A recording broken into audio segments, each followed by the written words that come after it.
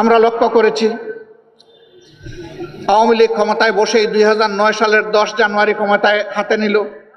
তারপরেই আমরা দেখি এক মাসের মাথায়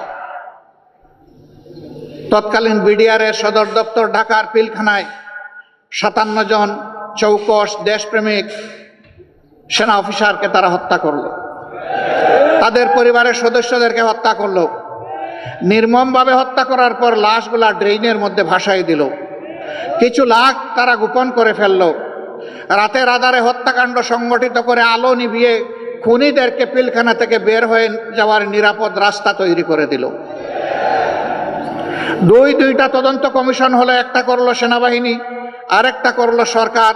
সেই তদন্ত কমিশনের কিছুই জনগণকে জানতে দেওয়া হলো না, কারণ সরষায় যদি ভূত থাকে ভূত তাড়াবে কে?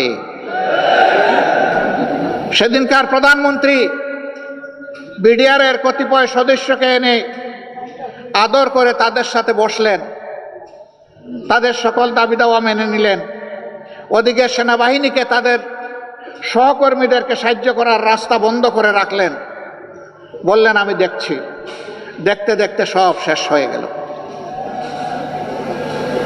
সেনাবাহিনীর রিপোর্টটি জাতির জানা দরকার ছিল, কারণ তাদের সহকর্মীদেরকে কারা হত্যা করেছে সবার চাইতে তাদের বেশি জানার কথা, কিন্তু তা জানতে দেওয়া হয়নি।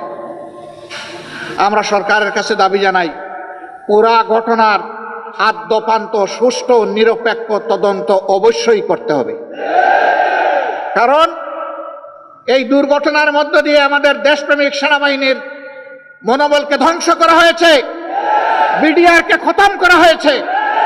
আগে বিডিআর ছিল সীমান্তের অতন্ত্র প্রহরী, তাদের লগতে ছিল বাংলাদেশের রাইফেল, এখন তাদেরকে বানানো হয়েছে সীমান্তের চৌকিদার।